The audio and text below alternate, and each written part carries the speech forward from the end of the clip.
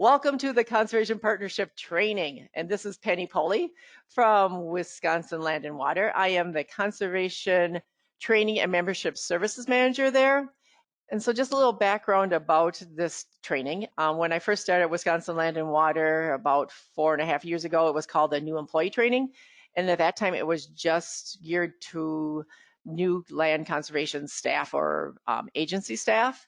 And then we realized that it was really a conservation employee training that anyone could benefit from attending. So even we've had people attend that have been working for a land conservation department for 30 years, and they came in, they even learned something. So we're always able to learn something new. And what's great about this is the programs change, and so you get the latest information. And this training's normally held twice a year, and we hold it at DACAP in Madison. And the plan for today is we have an agenda, and hopefully you've all seen the agenda, and we're going to stick to those starting times for each presenter. And we really encourage all new staff to attend all 3 days of this training. And we find it helps you to become a better overall employee and gives you better knowledge of what's available out there. You possibly would move to another county at some point or another agency, and it's just good to have all that background information. And if you haven't checked it out yet, on our website, we've posted some different training materials for you. One of them is an acronyms and initials spreadsheet that we share occasionally, like at our conference, and it's posted on Wisconsin Land and Water's website at all the time. But we seem to have our own lingo, and I thought after working in Sauk County for many, many years that I knew all the acronyms that possibly were out there, but when I came to Wisconsin Land and Water, I had a whole new set to learn. So check out those acronyms. And there's also a couple of videos on our website. That is something new that we did this year. So we have advice from seasoned county conservationists, and that includes Dan Masterpole from Chippewa County, Paul Daigle from Marathon County, and Carolyn Shaw from Vilas County. And so check that out. They have some interesting information to how to be your best employee, or I think it pertains just to general life. Then there's also one from 3 seasoned land conservation committee members. And on that one, we have Kathy Zeglin from Trempealeau County, Mike Huffberger from Calumet County, and Bryce Luchtahan from Clark County. So check that video out. We also have a listing of grants on there. So how I have that arranged is it'll have the grant's name and then the agency or whomever offers that grant. So for instance, Farmland Preservation would be listed on there, and then there would be a column and it's offered by DACAP. So just there's a bunch of different grants on there, and from one of our trainings in the past, someone was confused about, you know, where do you get CREP? Who offers CREP? You know, where do I look for that? So we put this spreadsheet together for people. Also, there's a handout on there about online resources that gives you different websites of where you can find training opportunities.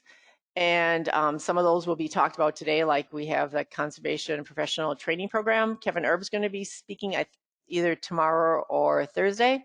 So he'll talk about his program, and it lists, tells you about the Wisconsin Land and Water Annual Conference, which is held in March and usually held in different locations around the state.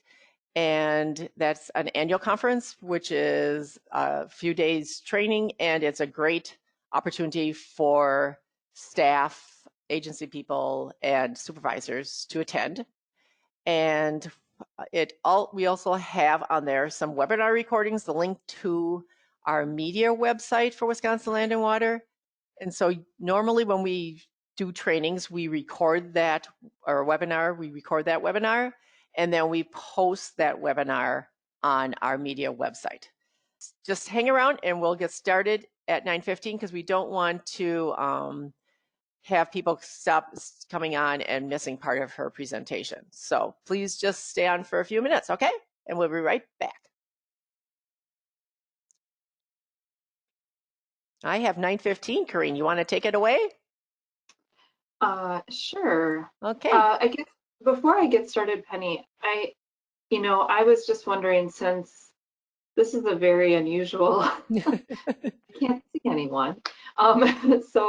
And I also, since you're all new, I am not familiar with where you are coming to us from. So I guess, Penny, do you have a sense for uh, how many county staff versus maybe state agency or federal agency or partner, nonprofit, non-governmental might be on the line?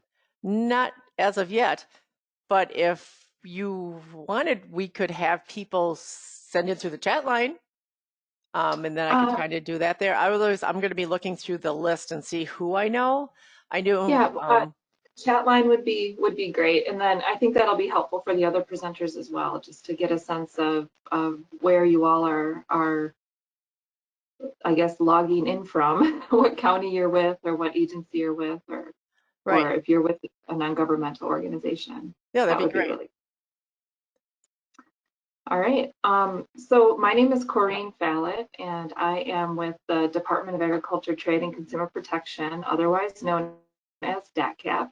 I'm with the Bureau of Land and Water Resources, and I've been with the Bureau now for, it'll be 15 years next month, which is hard to believe, but it's been it's you know I it's I've been really excited to be able to work in the state and work on these issues in the partnership that we have here in Wisconsin. And I think that's one of the things that hopefully will come through as you hear all of our presentations, is that in Wisconsin in particular, conservation is really a partnership between so many different groups, so many, all the counties, the state and the federal agencies, and that there are other non-governmental organizations that are involved in it as well. So my goal today is really just to provide you with a broad overview of some of the ways that you might interact with us here in the Land and Water Resource Bureau at DATCAP, but you might hear some of the same words or program areas as you go through the next couple of days, just because there's a lot of places where we partner. So like all state and federal agencies, what we do is really established for us in law. So in the state, we have state statutes and we have administrative code that tell us what it is that we at DATCAP are supposed to be doing. But it's hard to read through those sometimes. And so I just wanted to kind of distill it down into a couple of main things.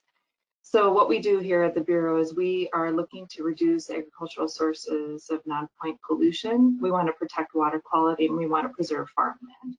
So that's really the basis of it. That's like the three main responsibilities that we have. But like I said, in order to accomplish the goals that we have set out here, we really rely on partnerships. And in particular, we rely a lot on the partnership that we have with the counties. So we offer, we have a few main activities that we offer, or things that we do at the Bureau. We offer financial assistance, we offer technical assistance, and then we have collaboration on other state conservation programs. So I'm going to just talk through some of those briefly.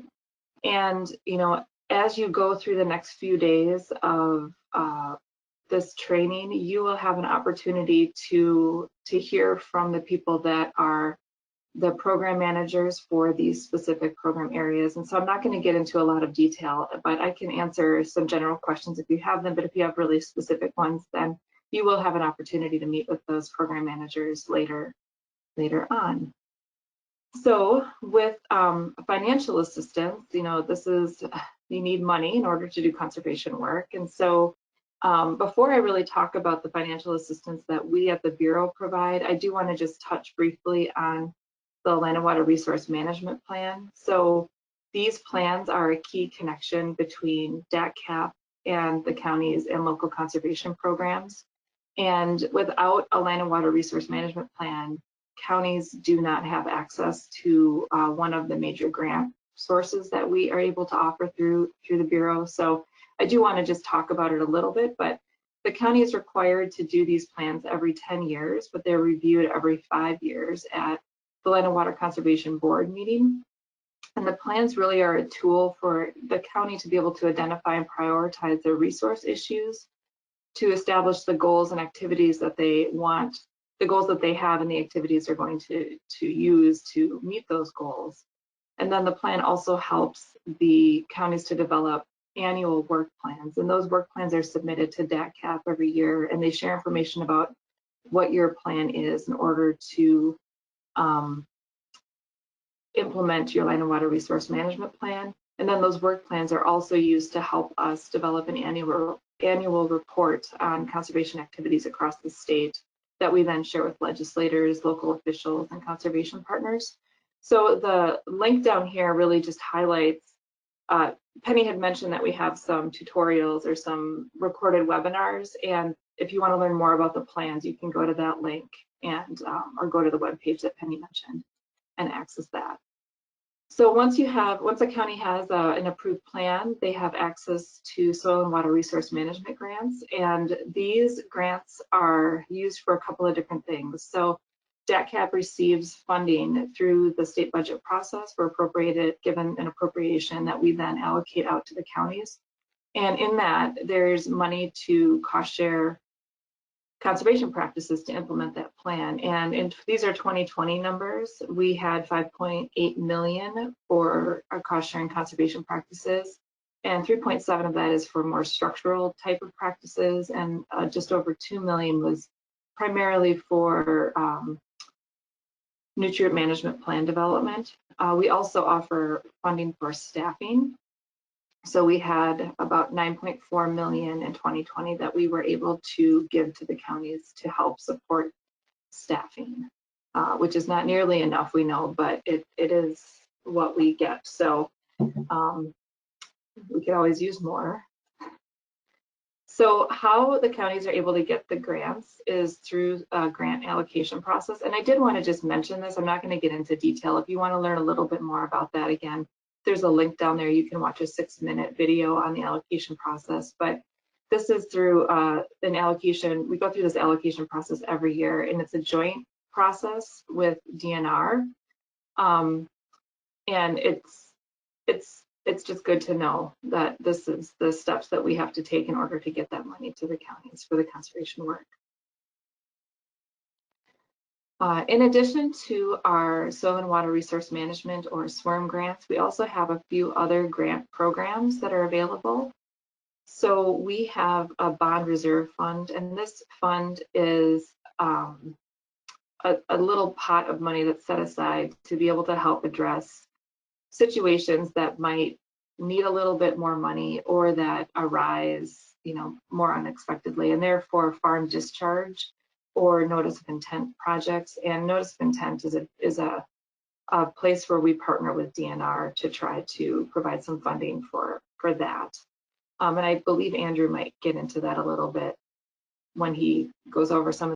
All right, so my name is Corrine Fallett, and I am with the Department of Agriculture, Trade, and Consumer Protection, otherwise known as DATCAP. I'm with the Bureau of Land and Water Resources, and I've been with the Bureau now for, it'll be 15 years next month, which is hard to believe, but it's been, I've been really excited to be able to work in the state and work on these issues in the partnership that we have here in Wisconsin. And I think that's one of the things that hopefully will come through as you hear all of our presentations, is that in Wisconsin in particular, conservation is really a partnership between so many different groups, so many, all the counties, the state and the federal agencies, and that there are other non-governmental organizations that are involved in it as well. So my goal today is really just to provide you with a broad overview of some of the ways that you might interact with us here in the Land and Water Resource Bureau at DATCAP, but you might hear some of the same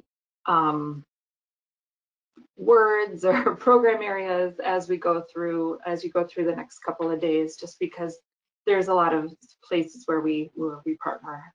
So So like all state and federal agencies, what we do is really established for us in law. So in the state, we have state statutes and we have administrative code that tell us what it is that we at DATCAP are supposed to be doing.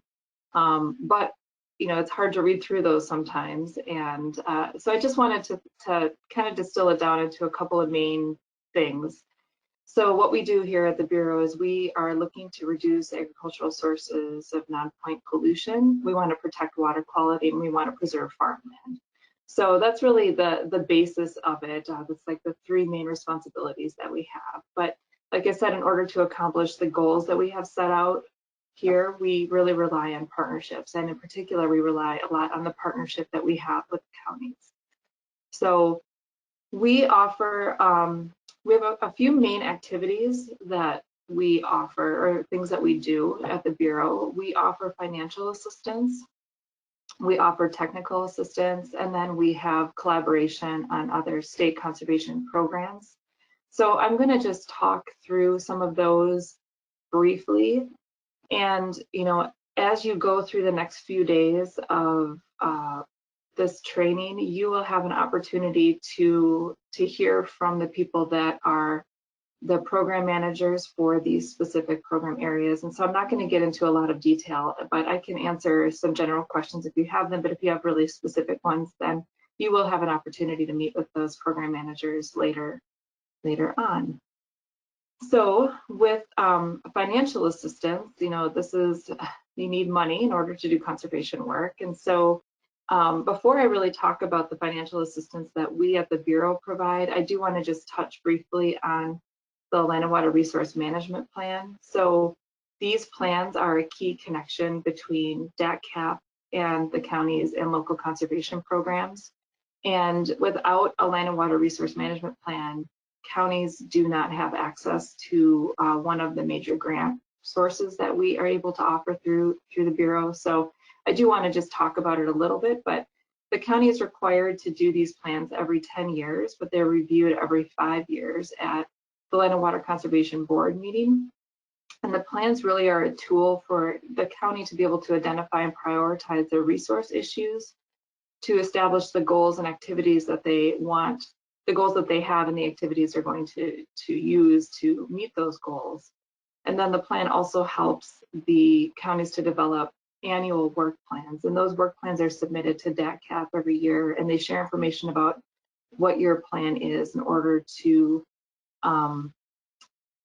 implement your Land and Water Resource Management Plan. And then those work plans are also used to help us develop an annual report on conservation activities across the state that we then share with legislators, local officials, and conservation partners. So the link down here really just highlights, Penny had mentioned that we have some tutorials or some recorded webinars, and if you want to learn more about the plans, you can go to that link and or go to the webpage that Penny mentioned and access that. So once a county has an approved plan, they have access to soil and water resource management grants, and these grants are used for a couple of different things. So DATCAP receives funding through the state budget process. We're given an appropriation that we then allocate out to the counties.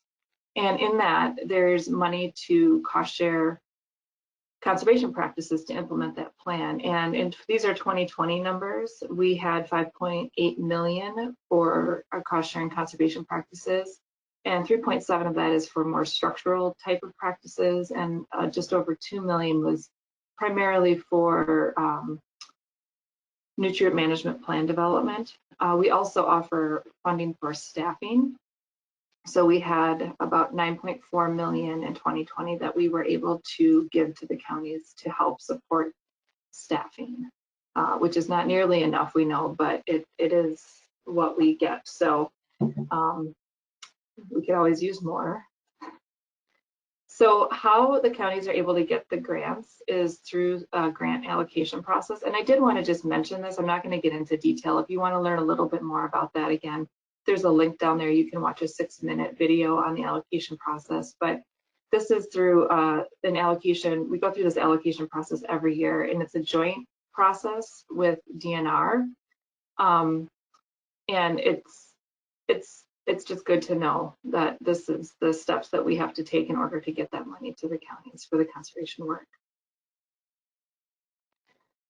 In addition to our soil and water resource management or SWRM grants, we also have a few other grant programs that are available.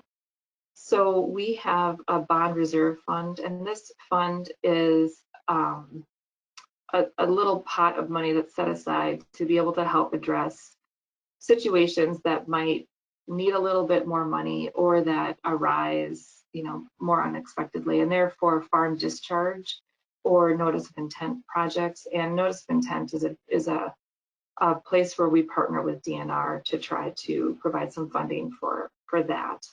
And I believe Andrew might get into that a little bit when he goes over some of the DNR programs. We also have a nutrient management farmer education grant, and that money is available to applicants. And applicants are often counties, but it could be a technical college or another group that is interested in teaching about nutrient management. And so those grants are available to those to fund projects that are designed to help farmers develop a nutrient management plan or learn about nutrient management planning. So generally that training focuses on the use of the SNAP Plus software. People that are successful in receiving a grant often have workshops, or they do manure spreader calibration, or talk about the different types of soil types and the nutrient restrictions on those. So there's a variety of things that can be done with those grants. We also provide grants to producer-led groups through the Producer-Led Watershed Protection Grant Program. And this is a program that's been around since 2016. So if you don't have one of these in your county yet, it's a popular program, so it might be something that happens in the future.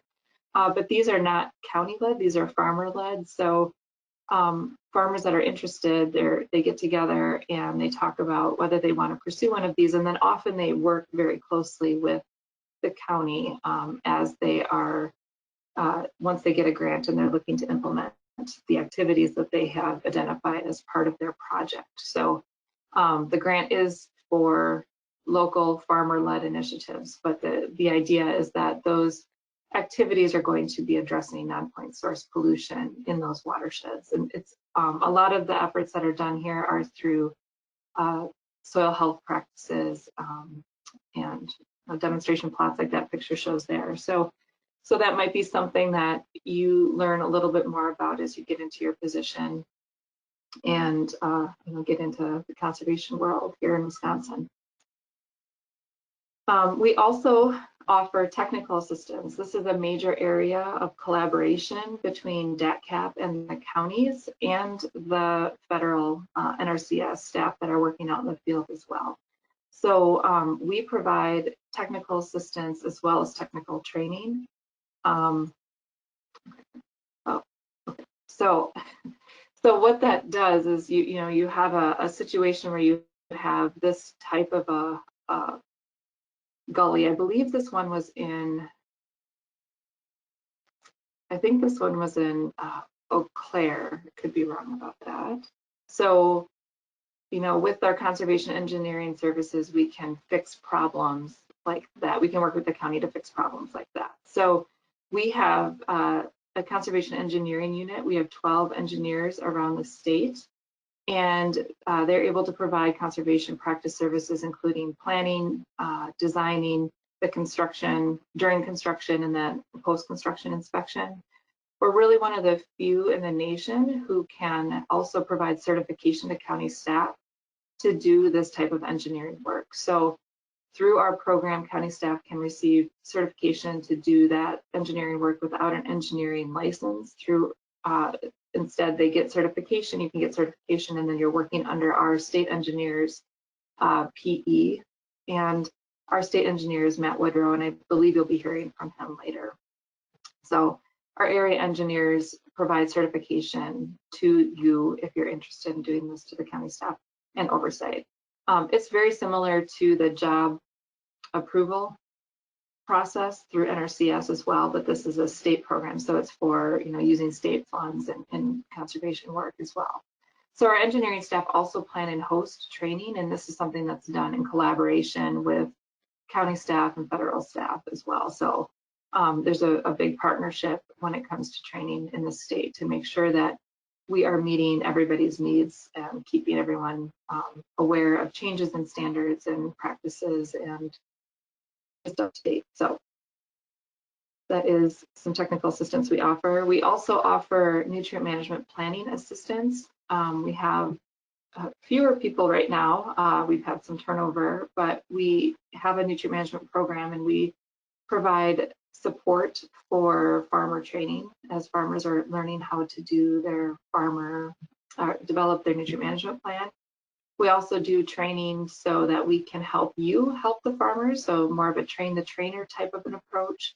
And we have other tools, like we have a runoff risk advisory forecast, which looks at the forecast, and it has measurements for soil moisture content, and it will indicate whether it's safe to think about spreading manure or not, in order to keep runoff from happening. So, you know, if it's red, don't spread is the slogan for that. And so we're a part of that effort as well. And we have nutrient management restriction maps that we try to keep updated as well. So we do really want to try to provide support to you on nutrient management. And like I said, we're a little bit in a state of transition at this point. We've had some retirement. We have some new staff coming on, but this is something that is important to us at the Bureau in a way that we partner with you at the county, but as well as with you know, others around the state. So we will continue to do our best with this. And then we also work closely with partners and counties on a number of conservation programs. So one of the programs you might hear a lot about is the Farmland Preservation Program. So this program, it offers a tax credit to participating landowners. And in order to get that tax credit, they must meet the agricultural performance standard. And because of this, because they have to meet those standards, it really encourages conservation around the state. And when we've talked, you know, the program's been in place for, you know, almost 40 years. And we have heard, you know, that using this program is really one of the more successful ways that we can get conservation on the ground. And so a lot of counties use farmland preservation as a way to really talk about conservation and encourage people to do this. So any landowner can participate if they are located in an area that is zoned for farmland preservation, or if they have an agreement, they're in an agricultural enterprise area and they have a farmland preservation agreement. So I know this map is really hard to see. It's really difficult to display it in this scale, but if you just look at the colors, that shows where there's some eligibility. So it's not everywhere in the state that this is available, but it's many places where there's a lot of good farmland. So if you want to learn more about this, I think you will be talking with Katie tomorrow or the next day. So if you are in a county that has a farmland preservation program, the county does have a requirement to check compliance with the participating landowners, of the participating landowners, every 4 years. And if a landowner is in compliance, they receive the certificate of compliance from you, and then the landowner can submit this with their tax return, and that just shows that they are meeting the standards. So if there's a situation where there aren't standards that are met, then they get a notice of non-compliance, which can be canceled if they again come into compliance in the future. But it's just, again, if you are in a place where there's farmland preservation, a farmland preservation program, you'll probably be hearing words like the COC or the certificate of compliance, the farmland preservation program, and you know, the spot checks. So again, the landowners who participate have to meet those standards. They're checked by the county every 4 years, and they get the certificate of compliance that they can submit to DOR to claim that tax credit. Many counties in the state are also have an contract to do the Conservation Reserve Enhancement Program. And so this map shows where those areas are. There's the riparian CREP area, but there's also Lake Superior, there's northern grassland, southern grassland. So if you are in a county that has a contract with DATCAP to administer this program, this is also another way to work with landowners to get conservation. And it's a partnership between the county, the state, and the federal government through FSA, and then NRCS usually provides some technical assistance there as well. So what this program does is it pays landowners to install filter strips along waterways or to return flooded fields to a wetland. So it maintains egg production in some parts of the field, but it does return other parts that maybe aren't as conducive to agriculture back to conservation use. And there's incentives that are provided to the landowner through payments for cost sharing practices or incentive payments or soil rental rates. So there's a lot to learn, and Brian Leffelholtz will be able to answer your more specific questions about this program. So another thing that I just want to mention, I'm not going to get into a lot of detail about this, but counties do have the authority to adopt and enforce local ordinances to do a variety of different things. You know, if you want farmland preservation, you can adopt a farmland preservation zoning ordinance. You can adopt a manure storage ordinance that requires farmers to get a permit to put in a new storage or close the storage sometimes.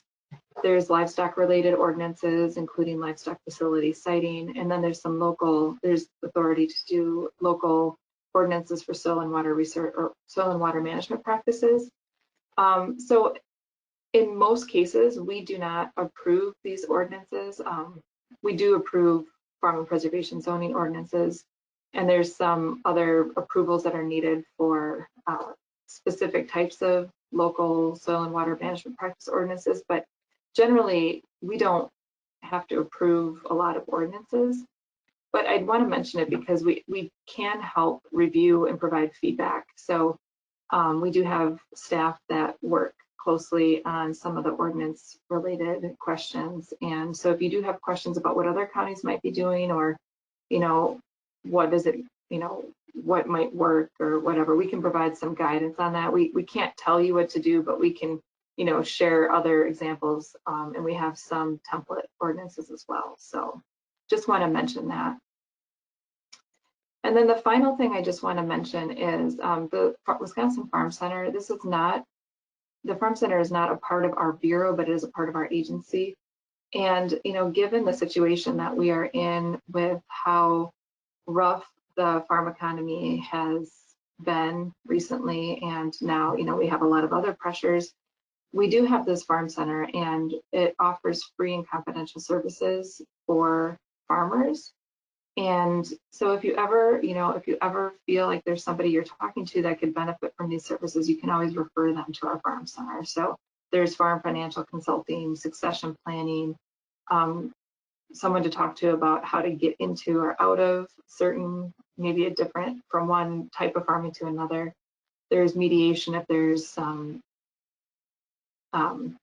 disagreements in a family, but there's also, you know, just someone to talk to. So they can refer for other services as well. So they take crisis calls as well, and have experience in how to deal with that. So I just want to mention that, because if you're out in the field and you're working with people, you might encounter someone who could use these services. So,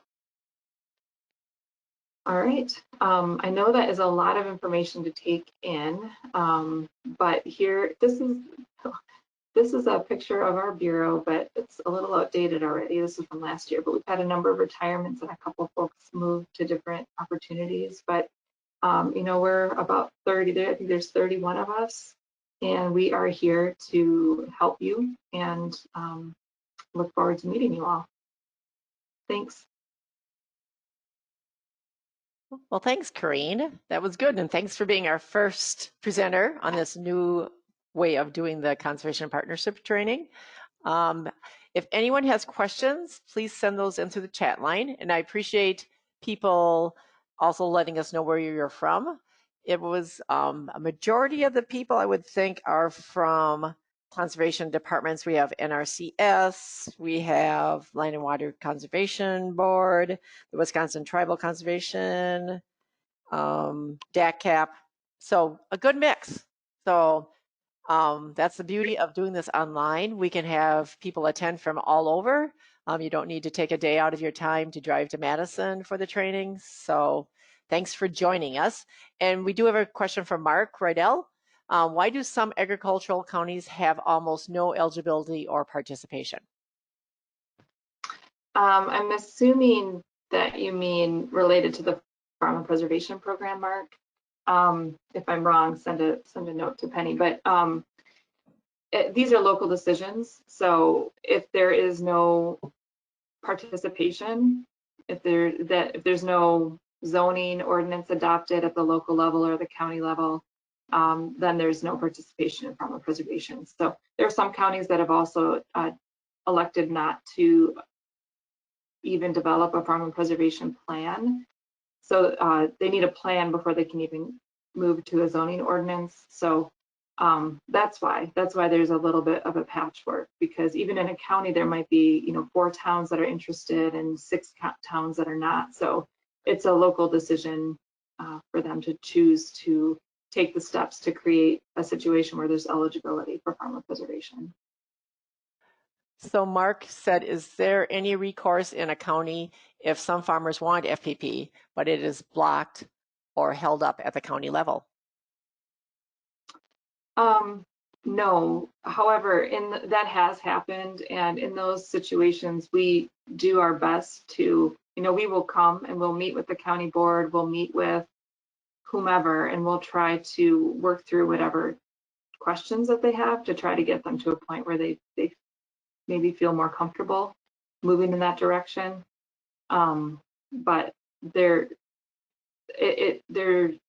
needs to, sometimes a plan could be adopted specifically for a town, so that there are different options.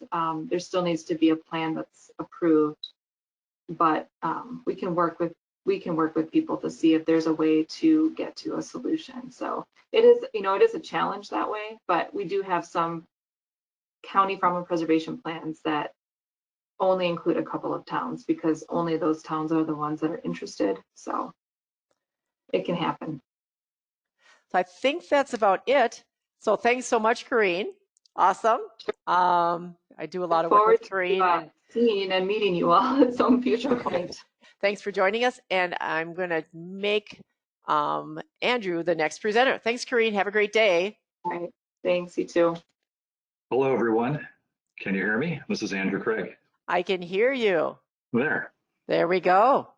And it's that magical moment. It's 9:45. So I am going to get off of here, and people just send in your questions to the chat line, and we will take those at the end of Andrew's presentation. Okay, thank you, everyone. Okay. So my name is Andrew Craig. I work for Wisconsin DNR. I'm in the non-point source program, which I'm going to be chatting with you guys about today. Thank you for attending. I'm in the runoff management section of Wisconsin DNR. And the slides I'm going to give you kind of a little history and overview of how we got up to the current non-point source program at DNR, what happened in the past, and then give you an idea of where we're going. Tomorrow I'll be picking up kind of where I left off at the end of this presentation with a presentation about TMDLs and paired waters and 9-element plans. So there's a little segue for you. So the runoff management program at DNR focuses on reducing and preventing runoff from agricultural and urban areas. With rainfall, it can carry pollutants such as nutrients and the other ones you see on your screen here into surface waters, or it can also infiltrate into the ground and contaminate groundwater or surface water. There are 3 sub-programs within DNR in the runoff management, and that relates to the stormwater program, a concentrated animal feeding operations, and then the non-point source program, NPS, as you see below. I'm going to be talking extensively about non-point source. The non-point source program within Wisconsin DNR focuses on reducing or preventing runoff that is not regulated by a Wisconsin pollution discharge elimination system permit. The lingo here, or the terminology, is a non-point source is something that doesn't have a point source discharge, a discrete pipe or discharge point. Agricultural fields are one example of that, that there's no discrete point of runoff from those fields. It can have multiple pathways where pollutants can leave the field and enter surface water or groundwater. The graph you see here on the bottom represents a breakdown of, based on some recent monitoring that DNR has done as of 2018, 75% of waters that are impaired are from non-point source pollution sources.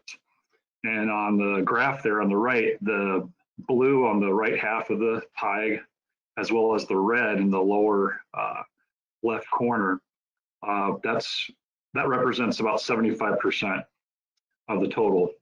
There are other contamination sources such as atmospheric deposition and habitat impairments and strict point sources too. So there's a lot of impaired waters out there, and that's what the non-point source program is trying to reduce over time. So now I'd like to tell you a little bit about a history of how we got up to where we're at today. Back in 1978, the state of Wisconsin pursued what's called a priority watershed program, and the legislature created basically the non-point source pollution abatement program. It focuses on non-point source pollution control plans, offering cost sharing and local staff support to counties and other entities. It was largely voluntary, and it focused on a watershed-based scale. And you can see here on the right, there are several watersheds shown. These, I want to emphasize the scale of these watersheds. They're really large. They're hundreds of square miles. They're Huck 10 or Huck 8 size watersheds. So there was a lot of focus on priority watersheds, where hundreds of millions of dollars was provided by the legislature and passed through to counties to reduce non-point sources of pollution. This program that I've just explained to you was terminated by the legislature, and it ended officially in 2009. A little more history. I started in 1978. Now I'm going to go to 1997. In 1997, about 10 or so years later, the legislature passed Act 27, which required the department to develop ag and non-ag performance standards to reduce non-point sources of pollution, and also implement 4 manure management prohibitions. This is one of the first times our state actually created specific standards for controlling and preventing runoff to reduce pollution of surface and groundwater. And I'll be coming back to this a little bit more when we talk about the current agriculture performance standards under NR 151. 2 years later, Act 9 was passed by the state legislature, which provided funding to implement the programs for meeting the performance standards and the prohibitions. So target runoff program, this was designed to target specific problem sites rather than giant watersheds like I was explaining to you earlier with the priority watershed program approach. The targeted runoff grant program was updated in 2010 to include some larger scale projects, but either sub-watersheds and also some small scale individual projects. They also had an increase, it was revised in 2010 to have an increased emphasis on total maximum daily loads, or TMDLs, and implementing those TMDLs. Okay, so in 2010, the Targeted Runoff Program grant program was updated to focus on some sub-watersheds, smaller scale, and increased emphasis on implementing TMDLs. So what are the basics of the Targeted Runoff Management Grant projects? Well, there are two types of projects here that I'm going to tell you about. One are small scale projects and the other one are large scale projects.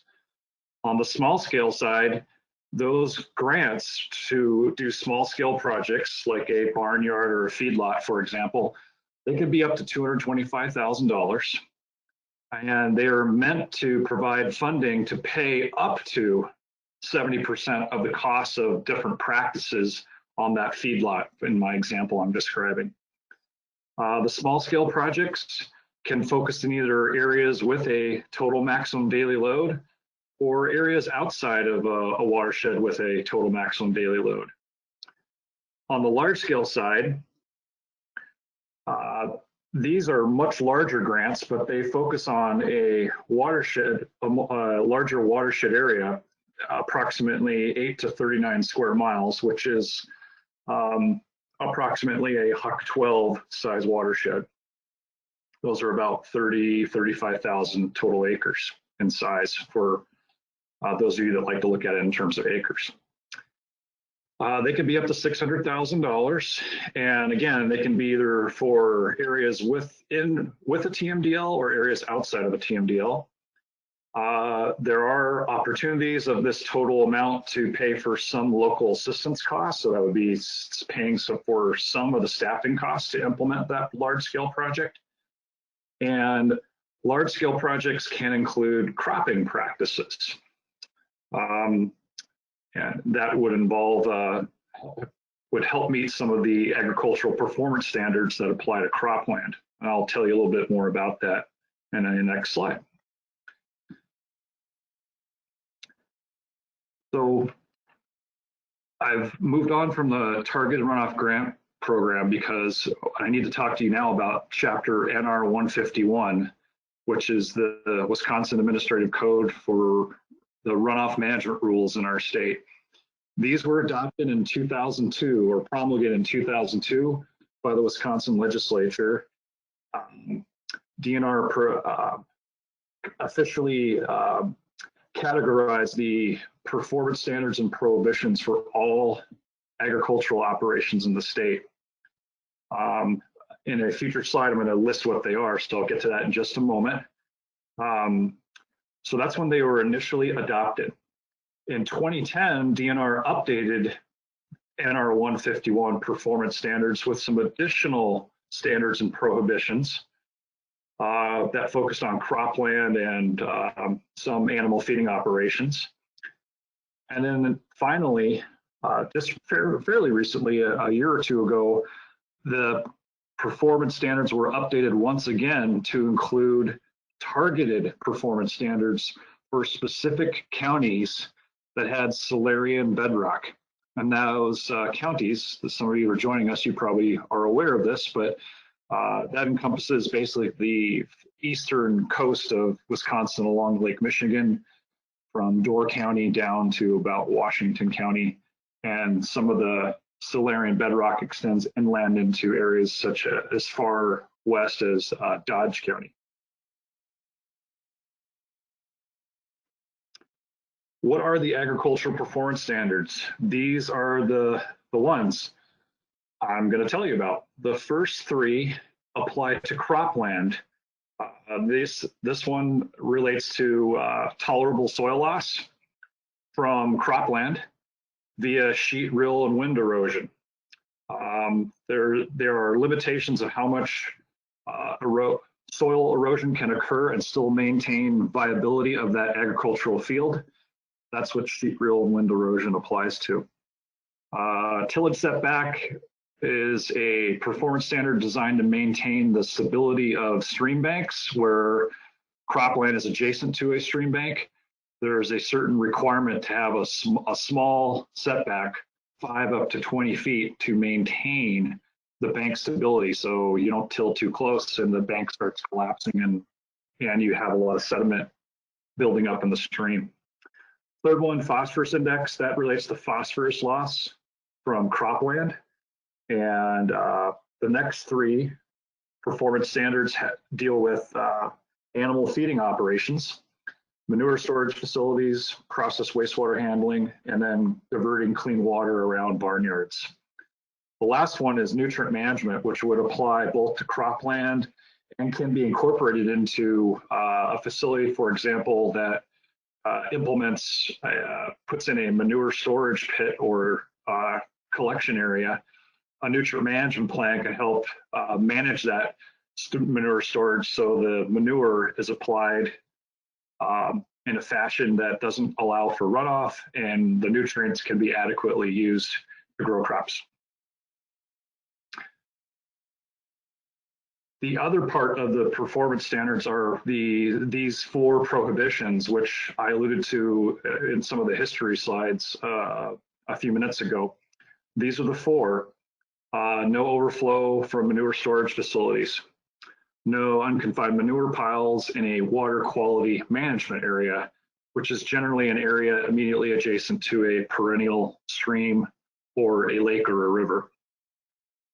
Generally around 300 feet, I believe.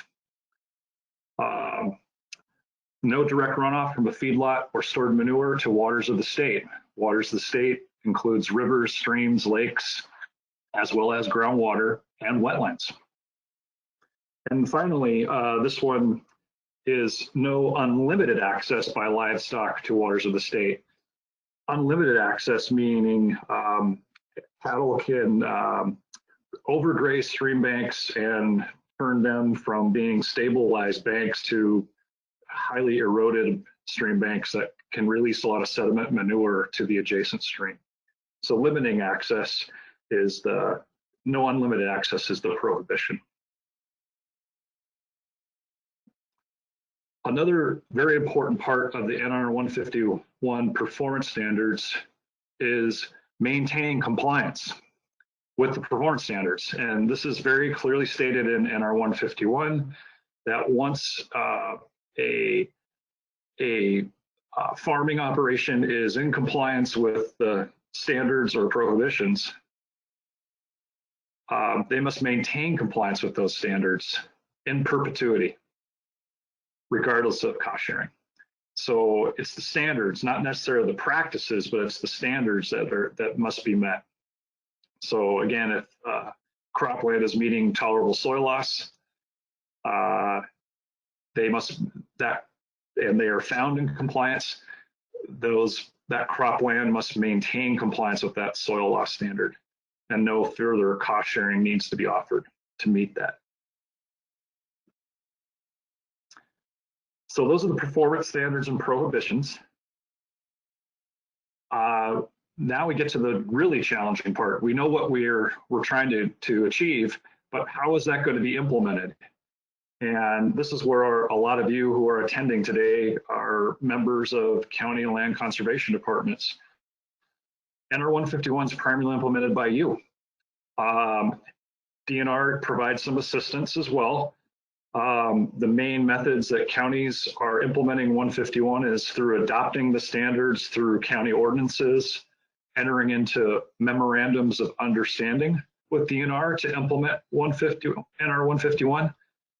And last but not least, counties are all required to have a land and water resource management plan. And some of those land water plan requirements require counties to adopt an NR 151 implementation strategy and priority farms and so forth. I believe Corrine or other members of DACCAP can have alluded to that or can answer those questions if you have follow-up questions on those on land water plans. NR 151 can also be tied into other programs like the Farmland Preservation Program that Corrine Fallow was talking about, which is partially administered via DACCAP. Another part of the non-point source program is called the Notice of Discharge Program. And this gets at specific sites like you see in the lower corner here. This is a feedlot area with no vegetation, and it's right next to a stream, and there's clear runoff coming from the feedlot area above down into the stream in the lower portion of the picture. This was started in 1904 to address situations just like this, direct discharges to waters of the state. The program is focused on farms with less than 1,000 animal units, which is the threshold that we use at DNR for classifying large farms as concentrated animal feeding operations. So if you're not at the CAFO status, you're below 1,000, the notice of discharge program could apply to you. Cost share funding can be available from either DNR or DATCAP as part of this program, and it's jointly implemented by DNR with technical assistance provided by County Land Conservation Department employees. If there is enforcement, which this program does include some enforcement mechanisms, that process is led by the Department of Natural Resources.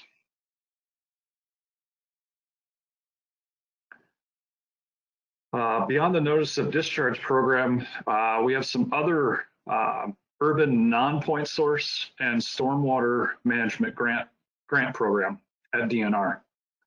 These grants involve reimbursing costs of planning up to 50% with a cap of $85,000, or construction projects that control urban non-point source and stormwater runoff. So these type of grant programs apply mainly in counties that have urbanized areas or large areas of impervious surfaces. And some of these, those areas may be within municipally owned industrial use areas or other areas that may become urbanized with more impervious paved areas within 20 years.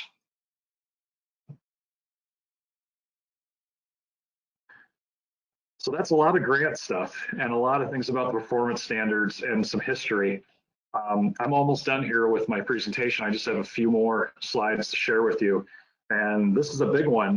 What does all this mean? Where are we going with all this stuff that I've explained to you with the history and so on? And this is one of the biggest things that's going on within our state right now in Wisconsin, total maximum daily loads. The presentation I will be talking about tomorrow will go into more in-depth detail about these total maximum daily load studies, where they're located, what they do, and so forth. Essentially, it's TMDL is a pollutant budget for a water body so they can meet water quality standards. It basically says these reports explain how much pollution a water body can handle and still meet its uses. Essentially, is it swimmable, fishable, or drinkable? The picture here on your right is a highly concentrated blue-green algae bloom on one of the reservoirs along the Wisconsin River. This is definitely not fishable, it's not swimmable, and it's not drinkable water, which is why the Wisconsin River has a large TMDL.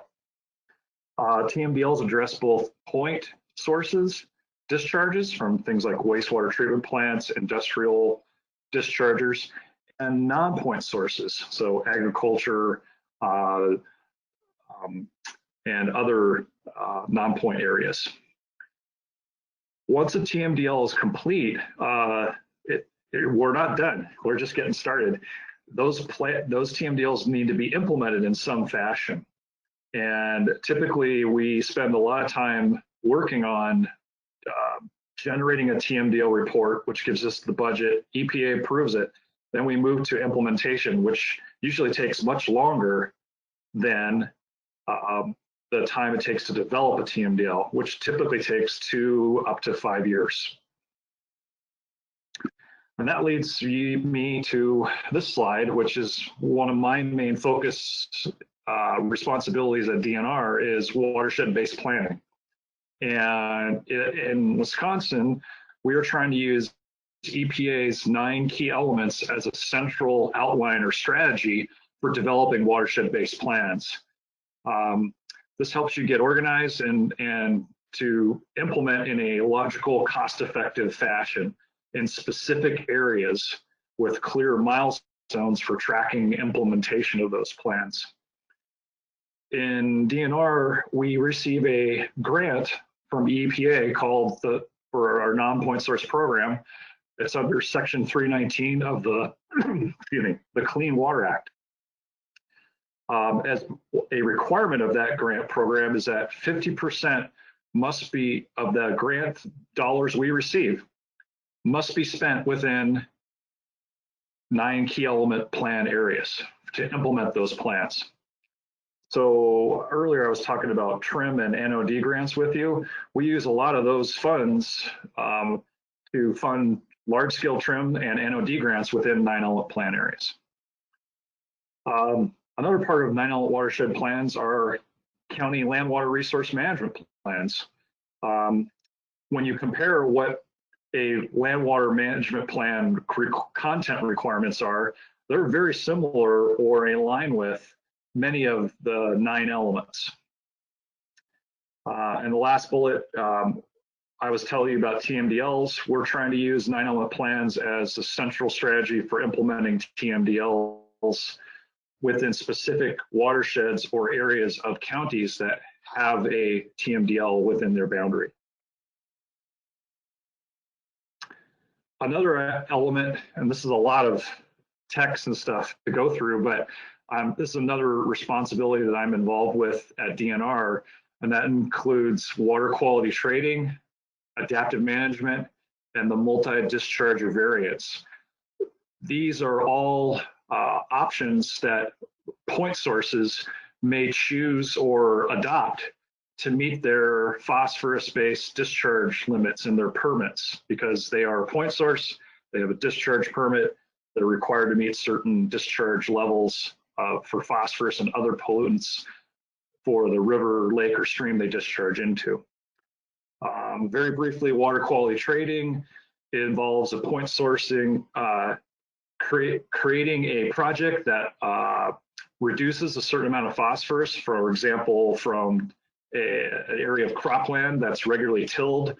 The cropland is then, tillage is reduced or significantly altered, so it's less intensive, and that reduces the phosphorus loss. The reductions from that project can be used to offset the discharge by the point source. And so that's essentially water quality trading. In adaptive management, a similar approach is taken to reduce non-point sources in a watershed, but the point source must also do monitoring in the river, lake, or stream that it discharges into. And over time, they get up to 20 years, they have to meet phosphorus, the stream has to meet, or a river that they're monitoring has to meet the phosphorus criteria or standards that we have for rivers, lakes, or streams. Last option, this is a pretty popular one that, that many counties are signing up for and taking advantage, and that's the multi-discharge variance. This is basically a 10-year variance for meeting stricter phosphorus discharge limits and for point sources to sign up for. So they get up to 10 years, and in lieu of, they can continue discharging, but they must also start reducing their discharges over time, and they have to pay a certain amount of fund dollars based on the amount of phosphorus they discharge into a river, lake, and stream.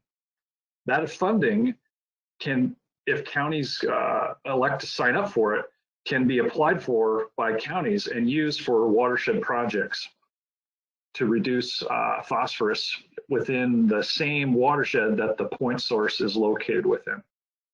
Again, this is only a 10-year time limit. It's not, doesn't last forever. It's a variance. Currently, we have, I believe, about 80 facilities that have signed up for the multi-discharger variance, and we're expecting to see more over the next couple of years. It's another source of funding that counties can use to implement the performance standards and augment other efforts that counties are pursuing through their land water plan or others. Okay, I only have a couple more slides here and then I'll be complete. There are challenges to non-point source implementation. Can you speed up a little bit because we're running out of time a little bit? Yeah. So. Yep, this is my last slide. Oh, perfect. Yeah. Okay. Yeah. Yep. So one of the challenges is the cost sharing requirement under NR 151 that when if a DNR or a county requests a landowner meet NR 151 performance standard, they're required to make an offer of cost sharing up to 70% of the total costs, and those are for existing facilities. The amount of funding and budgeting that's provided for cost sharing to counties as well as to DNR to implement 151 is limited. It is not a large amount of money, and that slows down or reduces how fast implementation can occur. There are limited staffing resources both at DNR and at the county level for implementing the performance standards. Monitoring. We try to do monitoring in areas where significant implementation is occurring of the performance standards to measure are we actually meeting water quality standards or not, or implementing those TMDLs. And finally, moving past the blame game. Okay, this is the last slide. There's about 11 non-point source staff. I'm one of the 4 in the central office in Madison, and there are about 7.25. Some people are only half time. Across the state in different regions of Wisconsin, and those are some of the things that they do. Please check out the non-point source page at DNR, or you can ask me questions. Thank you. Well, thanks, Andrew. A lot of information there, so that's good. Yeah. There aren't any questions, so what I think we're going to do is just switch presenters to our next presenter, who is Matt Otto, and he's going to be talking about NRCS planning, programs, and partnerships. So thanks so much, Andrew, and we'll see you again with even more information. So thank you. Have a great day. Thanks. Great. Thanks, Penny. Thanks, everybody. Thank you. Okay, let's find Matt and get you. Take it away. Okay, I'll get started here then. Sorry for the late start. Good morning, everyone. My name is Matt Otto. I'm with the Natural Resources Conservation Service. I work out of our state office in Madison on some of our financial assistance programs. So we'll start going through the slides here. So a little background on NRCS. Part of USDA, we've been around for about 85 years, and our focus is on voluntary conservation with private landowners. So we provide federal financial assistance, technical assistance, and work with a lot of partners to make that happen. We go back to the first watershed project in the country, which was in Coon Creek in southwestern Wisconsin. That started in 1933. We formed a couple of years later, first known as a soil erosion service. Some folks thought maybe that wasn't a great name, so we switched to the Soil Conservation Service. And then in the 90s, we became the Natural Resources Conservation Service to reflect the broader range of things that we do as an agency these days. But through it all, conservation districts have always been key to our efforts, and that's why our person at the field office is called a district conservationist.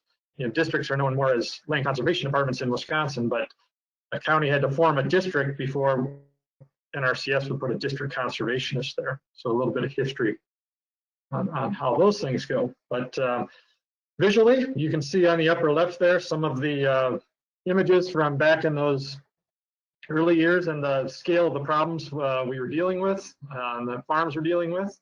The upper right is actually a photo of some of the first contour strips on a farm on a ridge above Coon Creek. And then the lower picture there shows, again, some of the diversity. We do a lot of work with streams. We have a field over there, some pasture. You can see the forest land. We have programs and technical service, technical assistance that can help with all those things. Hey, Matt, It doesn't look like your slides are advancing. Are they advancing on your screen? All right. So I'm missing those photos. Can you see them now? Yes. Okay. All right. We'll keep going here then. So our structure, we have roughly 10,000 employees nationwide, and at the top of our structure at our national office, we have a chief of the service. His name is Matthew Lohr. Then there's 4 regions that the country split into. We're in the central region, and our central regional conservationist oversees our state conservationist, supervises Angela Biggs. You're in our state office in Madison. And then within our state office in Madison, we have different teams for programs, easements, engineering, resources, administrative or management, and soils. Then when we get out to our area and field offices, a little bit of information on that here. There's 4 areas within the state. Each of those is headed by an assistant state conservationist for field operations. In the southeast part of the state, that's John White. Some of you might know John. But at the area office level then, again, engineering, resources, programs, soils, some cases biology, some cases grazing, definitely GIS support. And they provide a lot of service to our field offices and also to partners. But our field offices are structured so that there's around 52 plus or minus around the state.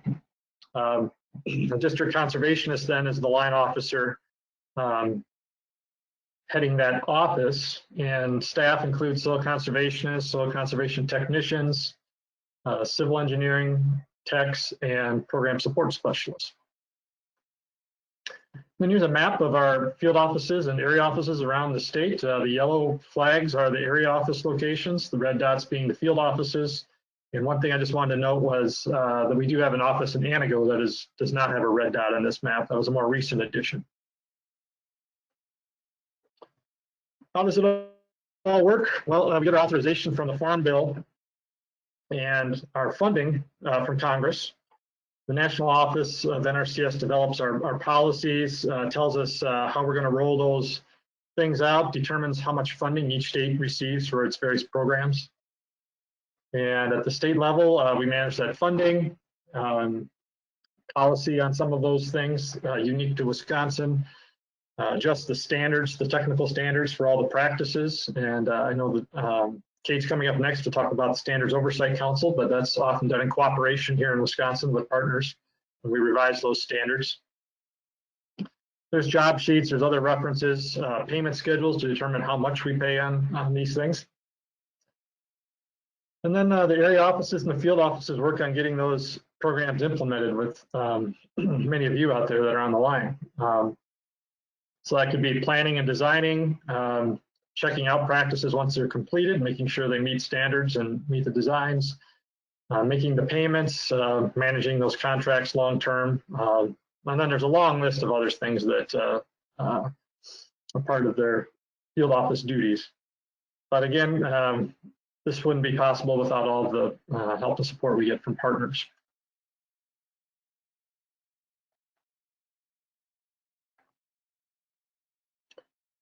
And I've been mentioning programs, so I wanted to go through some of what those programs are. And we put our acronyms up against anyone. We have a ton of them, and we'll go through some of them here. So Conservation Technical Assistance, that's not necessarily a financial program. That's when, say, a landowner calls and says, hey, I'd like some advice or some ideas or maybe a design on how to deal with this erosion issue in my field. Maybe they're looking for a grass waterway. Maybe they're not looking for cost share, but some advice on something they want to put in themselves, for instance. Or they may decide later on they want to apply for some financial assistance, and that's where the next programs come in. EQIP, or the Environmental Quality Incentives Program, and Conservation Stewardship Program can provide payments, and I'll talk about these a little bit more in the next slides, to help install those practices. And then we also have some easement programs. I won't talk about those as much here, but ACEP, the Agricultural Conservation Easement Program, Typically, we're talking about wetland restorations here, permanent easements on wetlands that had previously been converted to agriculture and now putting them back into a wetland situation, as well as purchase of development rights to permanently protect farmland, ag land. Of course, when we deliver any of these programs, we have to do it in an equitable fashion. So whenever we have some of our press releases, when we give presentations, when we have public meetings, we talk about the non-discrimination regulations and the importance of providing equitable access to all people. So a little more detail on EQIP here. This is by far our largest program for cost sharing the installation of practices with private landowners. So first, the landowner has to have an eligible resource concern. Let's say it's a classic gully erosion situation. So they've met that, and they can apply for funding to fix that problem. A lot of county involvement with EQIP, providing technical assistance to landowners. NRCS still administering, the contractor involved with the technical assistance too, but this is where counties probably get the most involved with NRCS. We also see a lot of involvement and growing with DNR foresters and looking at some of the non-industrial private forest land work we can do with EQIP. Overall, we do about 1,300 to 1,500 contracts statewide with EQIP annually, and that adds up to typically over $30 million a year in recent years. And then within EQIP, we have many initiatives that are more targeted with their funds. We'll talk about some of those too. We have about 120 practices available through EQIP, and the way we make payments on those are a little different maybe than what the counties are used to. So we're providing, some people call them flat rates, but payment rates. So a producer knows when they're coming in, have their design, how much they're going to receive when they're going out and getting bids or trying to source materials, things like that to pay for their project. So normally we pay 75% of the average cost for that practice in the state. In situations with historically underserved or some high priority practices, we'll go up to 90%. We talked about planning, so getting these conservation plans developed, working on the surveys, the designs, getting those things in place are a priority for us. And those applications in EQIP that have those things done will rank higher, so they have a better chance of being funded if those things are already in play. And that helps along the line, all along the line, because we can be much more efficient when we're trying to manage these contracts and implement them, have much fewer delays, many less modifications to those contracts when we already have it really spelled out how this practice is going to be installed. Throughout all of this, we really need partner and stakeholder input on these processes and the rates, the practices, how we use our funding. And that's done through a few different things that are listed there. State Technical Committee, the Wisconsin Tribal Conservation Advisory Council, and local working groups. So we'll talk about those a little bit. The State Technical Committee is a group that advises our state conservationists, and they meet quarterly. It's a really broad, diverse group representing a lot of different sectors. And within the State Tech Committee, we also have subcommittees that get more into the details on some of their topics. So in Wisconsin, currently, we have subcommittees for wildlife, forestry, soil health, and source water protection. Source water protection being the newest one because that's a priority in the newest Farm Bill. And then also wanted to talk about the Wisconsin Tribal Conservation Advisory Council, or WCAC. And I know Jeff, Tom, and Jonathan, I saw their names as participants in today's training. But this is a parallel to the State Technical Committee, and it serves the 11 tribes in Wisconsin. And beyond NR, even though NRCS got it going, it has evolved into being an advisory body for lots of different agencies, not just USDA, but the state and other federal agencies. Their structure is with an executive director, and then there's also technical staff that work with the tribes and work with the NRCS programs.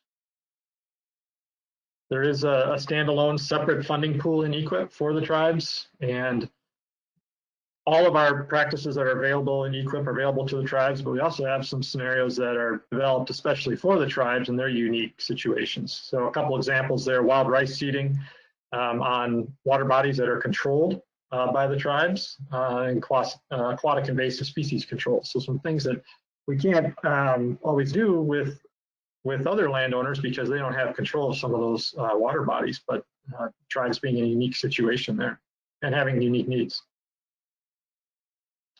And then the last one I mentioned was local working groups. And this is a map of our local work groups in Wisconsin. It hasn't changed for the last few years. There are 18 of them, and these meet annually. And I just wanted to mention that August 5th, we'll be having a virtual local working group meeting statewide. And then an opportunity over the week or two after that for local stakeholders to provide input to their district conservationist. There'll be a survey and opportunity for comment. But because of the virus, we're handling it that way this year rather than 18 separate face-to-face meetings. But those suggestions for the local work group have an impact on how funds are prioritized locally, what practices are prioritized locally. There's a separate allocation for local work groups in cropland, in pasture, and forestry. So there's a great opportunity to provide local input on how those will operate for FY21. So again, August 5th, and there's information about that webinar, that virtual meeting on our Wisconsin NRCS website. Okay, getting back to the programs, again, CSP, or the Conservation Stewardship Program. The idea behind CSP is to reward those that are doing a good job of conservation already on their operations. So not so much the sin to be saved concept, but those that have already put the practices in place that are needed to address a lot of the resource concerns. They may still have a few left, and there's other funding opportunities within CSP to address additional resource concerns or go above and beyond what they're already doing. These are 5-year contracts. They look at different land uses. There's a contract and a separate funding pool for working lands. And then there's also a pool for non-industrial private forest lands. So that's really grown in interest in the forest aspect of CSP has continued to grow in recent years, and makes up a large part of our CSP contracts in Wisconsin. And it's our largest program of any conservation program that we have, or much larger than CRP even, over 1.3 million acres enrolled in the last 6 years. One new program I wanted to mention is the Regional Conservation Partnership Program. Since we're talking with partners today, this really fits in well. This was established in the 2014 Farm Bill, and then in the 2018 Farm Bill, it became its own standalone program with its own funding. In the past, it was relying on some of the other programs for its funding. But it has elements similar to what we've talked about: EQIP, CSP, ACEP, and then new, ACEP being the easements. But then new is a land rental component that's somewhat similar to CRP. But the idea here is to double the NRCS investment. So partners come to us with proposals saying, we're bringing, our group of partners are bringing this funding to the table. It might be in kind, it might be cash, to leverage NRCS funding, and can be focused on a number of different things. Could be wildlife, could be water quality, forestry type practices, easements. Easements especially are popular because funds are limited for those otherwise. We have 14 of these projects in the state, including the 2 that were most recently awarded that we're building the agreements with. They can be multi-state. We're part of some that are up to 9 states in size. We have some that are a single HUC 12 watershed. But just wanted to mention this because we expect in the next, certainly within the next month, that there'll be an opportunity for, or a call for proposals for partners that'll be open for about 2 months. So if you have interest or know of someone who's interested, I'd really encourage them to contact me as soon as possible, because getting an early start on this proposal is important. It's not a light lift, and it tends to work out a lot better if we're in communication from the start with interested partners.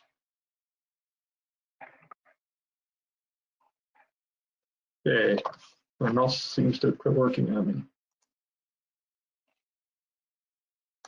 There we go. And just a map here of where we have RCPP practices in the state. We have a statewide monarch one that is just wrapping up after, I believe, 4 years now. Across the north there, American Bird Conservancy has a project for early successional habitat to benefit golden-winged warblers. We have a couple projects in the driftless area with Trout Unlimited for stream restorations. A couple with Sauk County and the Baraboo River watershed, Little Plover watershed with the Village of Plover, a couple projects with Dane County, with Milwaukee Metropolitan Sewage District for the Milwaukee River, the Oconomowoc River with the City of Oconomowoc. Dane County has one with in the Yahara River watershed. We have another one in the Southwest Lafayette County with DATCAP. So a number of different things going on there, and that list is going to be growing. There's a graphic just showing how our funds are distributed throughout the year.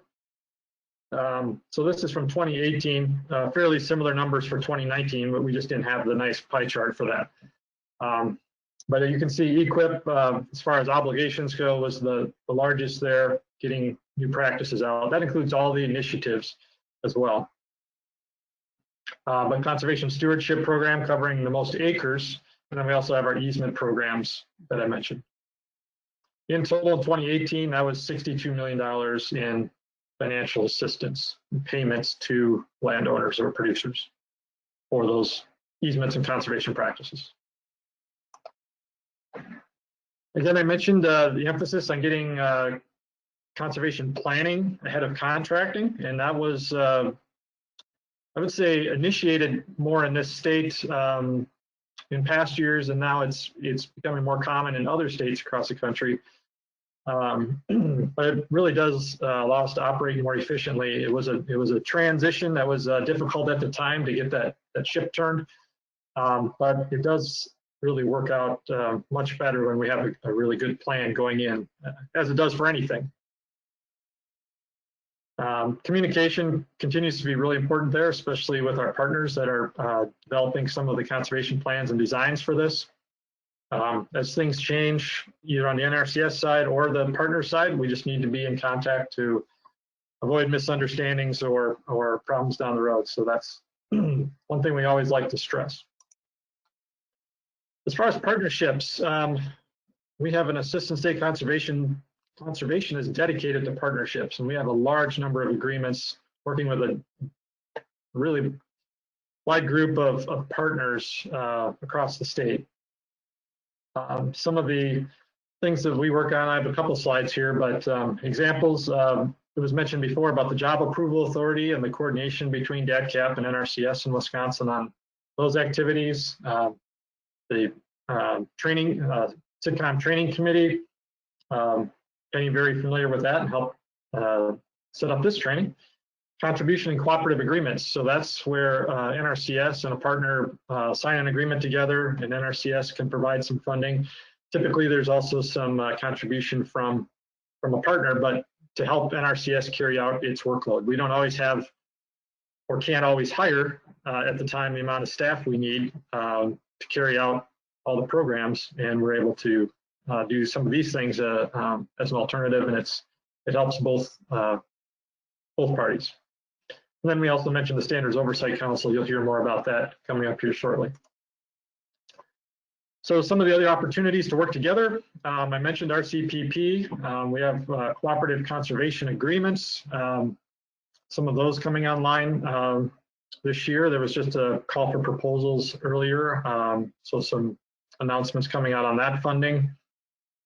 We work with counties on the Mississippi River Basin Healthy Watersheds Initiative, MRBI, MERBI, Mr. BI, whatever you want to call that. We currently have efforts going in the Rush River with Pierce County. Several CRP and EQIP contribution agreements over the years, again, to help with some of that workload.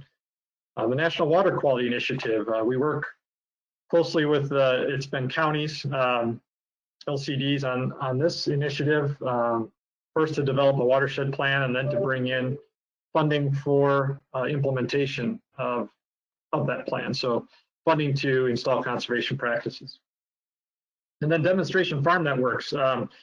We have 5 demo farm networks in the Lake Michigan watershed. We're working on a 6th, but this is to help really push the envelope on practices, have working farms that are trying new things, especially along the lines of soil health, demonstrate, have field days, virtual field days now to other operations. And those have been funded through the Great Lakes Restoration Initiative that we're a part of. So with that, I tried to stay within time here and get through slides. So I know I went quickly, but if there's any questions, please let me know. Great, thanks, Matt. I'm glad we got it to work. I don't have any questions in the chat box, but you can see Matt's contact information on there. And now you know who Matt is by looking at him on his webcam. So you can reach out to Matt either at his email or his telephone number, and he would gladly answer your questions. So thanks, Matt. Have a great rest of your day. You're welcome to stay on with us. And I am going to make Kate Brunner the next presenter.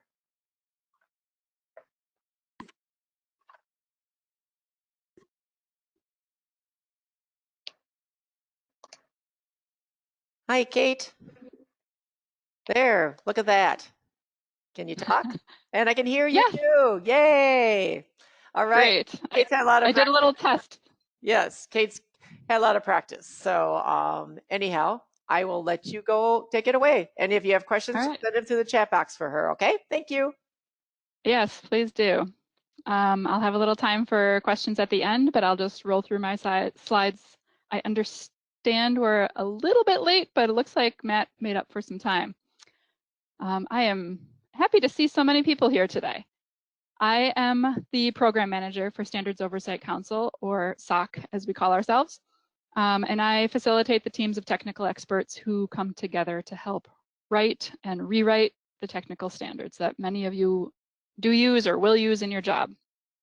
It's a collaborative process, and hopefully, if you haven't already, you will start to participate in this process with us. So start with the basics. What is a technical standard? We start with the water quality or performance standards. Those are kind of broad standards.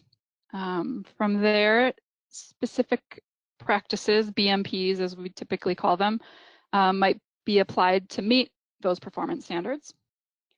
And the technical standard is the details. It's the criteria like planning requirements, limitations, design parameters, and operations and maintenance. So here's a specific example. NR 151 is the rule that specifies some phosphorus index requirements. Well, a specific producer has a slew of options and might decide on a specific practice based on their budget or their land use. And from there, they would apply, in this instance, this producer chooses filter strips, so they would apply NRCS Conservation Practice Standard number 393 that tells them all the details of what a filter strip would entail in order for that farmer to get the permit or cost sharing. Our technical standards are science-based and truly technical. They're intended for a technical audience, not for the general public. In Wisconsin, our standards are managed, and we call it custodians, our DNR and NRCS. And very soon, in the next couple of months, DATCAP will publish their first technical standard. DNRs are related to stormwater, both construction phase and post-construction measures. And DATCAP and NRCS standards are related to agriculture and land use. These agencies cross-reference each other's programs. And so these standards might be referenced in a rule or a county ordinance. They might be a condition of a cost sharing program, and those are federal or state programs. Or sometimes they're imposed actually as part of a legal settlement or other legal requirement. So why do we need the SOC process? SOC is very unique to Wisconsin. Well, back in the 90s, at the time it was WALS, but there was a recommendation that there be more collaboration so that there was less confusion on the user end. At the time, agencies have the option still to this day to write their own standards, but at the time there was sometimes confusion among the landowners or developers about which standards to follow. NRCS and DATCAP might have had differing opinions on how a program would be laid out, and if a farmer or land programs, or if they had a county ordinance that they also needed to adhere to, they were often caught in a difficult spot if there was conflicting information. So WALS started with the recommendation, and we gathered quite a bit of interagency collaboration. These partners you see on screen are all of the participants on the advisory committee, and they help develop the process and develop the system. But the true work is done by teams of users. We start with some guiding principles. Each standard, we want to have consistent quality, uniformity, and accountability. So these guiding principles mean we want to have the users participate. We believe that that's the way to have the most appropriate and best technical standards possible, and that despite the agency mandates, despite budgets and political pressures, program needs, we can come to a consensus and meet a collective goal of water quality protection. So as I said, Wisconsin is a little unique, and we're certainly biased in thinking that there are some great benefits to the way that we do our collaborative process. We do believe that having multi-agency broad team participation leads to a final result of protection of natural resources. They're easier to implement, and there's more buy-in from the users because we get the users to participate throughout the entire process. So we are always on a rolling process. So this isn't like a hard stop that we just start standards in a certain year. But every 2 years we do, the advisory committee puts together a list of where research has changed, where maybe the industry has changed, or where maybe the users are having troubles with existing standards. And from there, we develop a survey where we solicit users like you to provide input on how you're seeing a technical standard being used. And we use this information to then prioritize which standards should be updated in the next 2 years and how significant are those edits. We call them full process, modified process, or minor process, essentially, small, medium, or large degree of edits. And from there, we publish a work plan. Our work plan is not set in stone. It's just to let people in the public know what might be coming so that they can kind of keep their eyes open. Or often people reach out to me and say, hey, can you keep me posted when integrated pest management comes up for review, because I'm interested in following that one. So I won't get into too much detail here. As I said, we have kind of rigid processes. These I'll go into a little bit later as well, but we have a very detailed handbook that's something that all the teams follow that dictate how the process will work so that we're sure it's uniform and we're all accountable to the process rather than going rogue. So these steps, as you'll see in kind of the dark brown shading full, all of these steps are achieved for the full process. Modified, there's a lot of optional steps, and minor, we really only get involved in the final publication and announcement and outreach. But I'll go through the full process here right now. First, we start by creating a diverse team. We don't want to have people who are just from the custodian agency. We don't want to have people who are all from one geographical area. So we try and have a diverse team, usually of about 10 people, who are considered experts in whatever standard it is that we're reviewing. We also kind of keep a back burner list of people who might also provide input on later expert steps. But we do create a team of about 10 people. Then that team gets together and meets. Right now, unfortunately, we're meeting remotely, so it's a little more difficult to make progress, but that team meets for sometimes a year up to even 2 years on maybe a monthly basis to really delve into what changes need to be made to a standard. So for an existing standard, we might just talk about what's gone wrong in the past. For new standards, it can be a little trickier, and we really try and do a lot of research about what information is available, what researchers are showing. We talk to people at the university, at Extension, and really reach out to all of our partners to develop the body of work. So this step number 2 often takes over a year of meeting and writing and rewriting. Then we create a short list of initial experts, and those are people who get the first glance look at what the standard is and give us some comments. We respond to those comments, and then we go out for public review, which we call broad review. Again, we respond to those comments, edit the standard. Usually the custodian has their own internal review step, and maybe the engineers or scientists at the agency also take another pass at it. And finally, we publish the standard.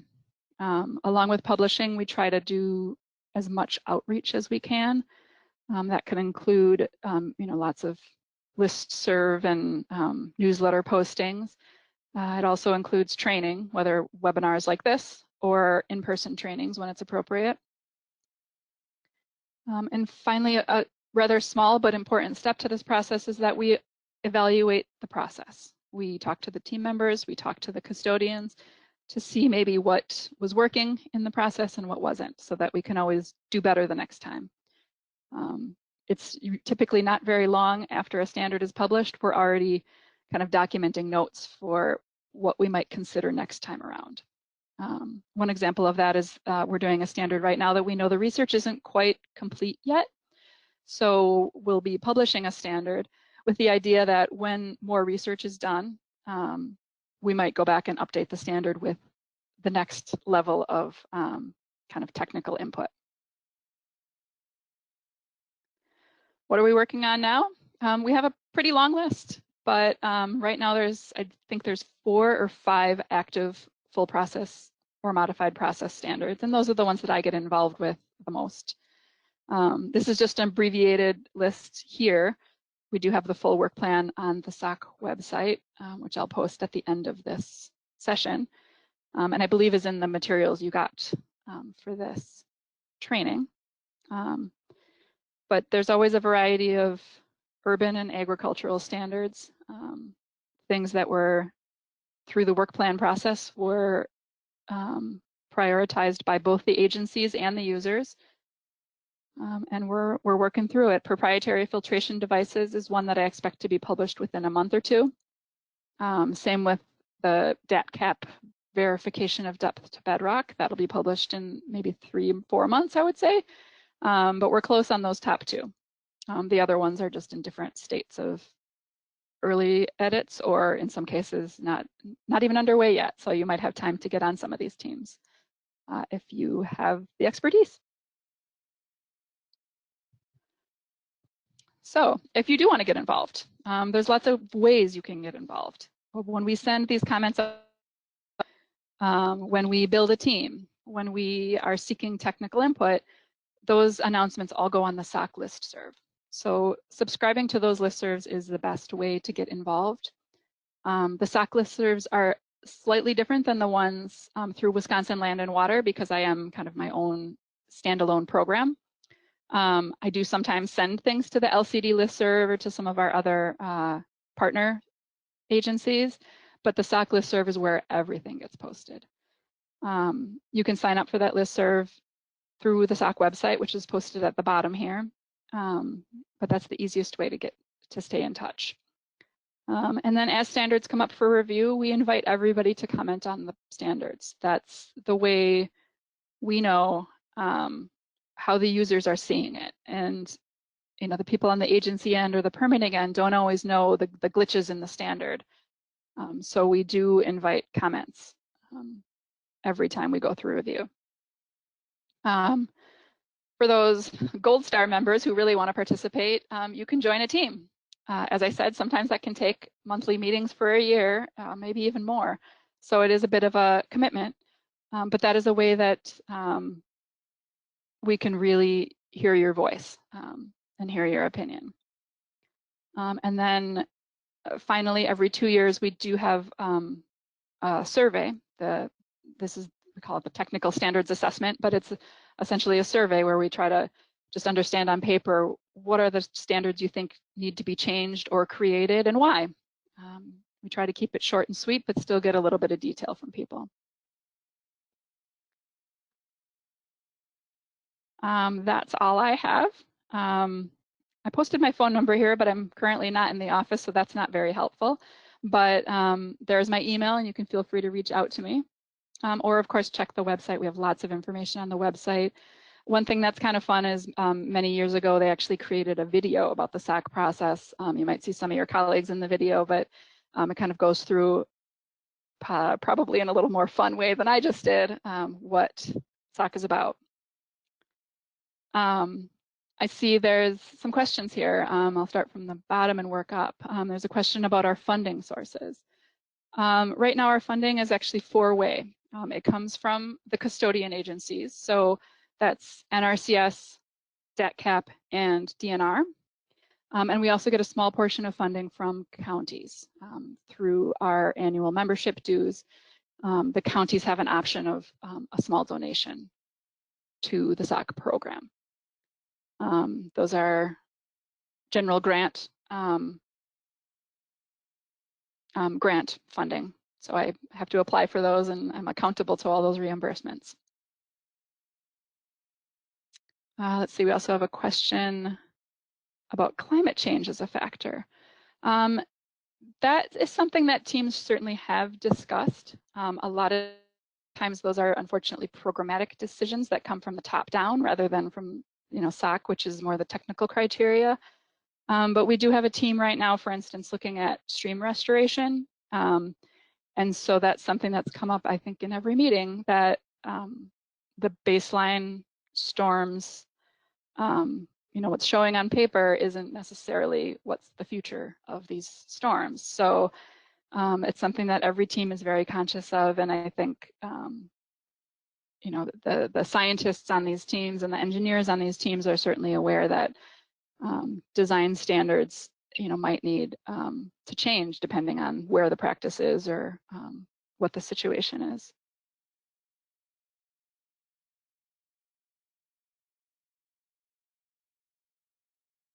Does anybody else have any questions?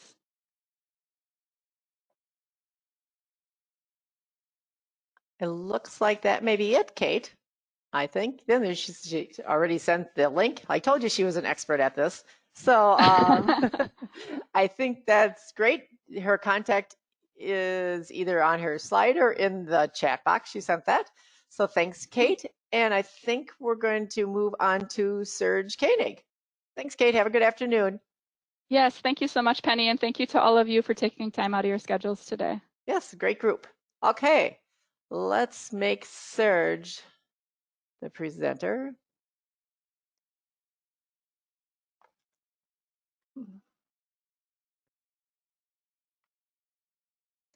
And Serge is going to have a little bit, it's not going to be it's not on programs. It's a little bit lighter. I think you'll really enjoy it. I sometimes call him my keynote. And everyone enjoys hearing Serge speak. So we'll get his presentation on and get him started. And he'll tell you a little bit about his background. So again, we'll take questions at the end to the chat box if there's any. And I'm offering CEUs. If you want those, send me an email. Serge, can we check your audio and make sure you're working?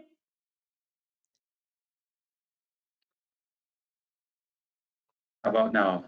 There, and there I see you as well. Everyone, here is Serge. He is going to be our last presentation today, and it'll be half an hour or so. So take it away, Serge.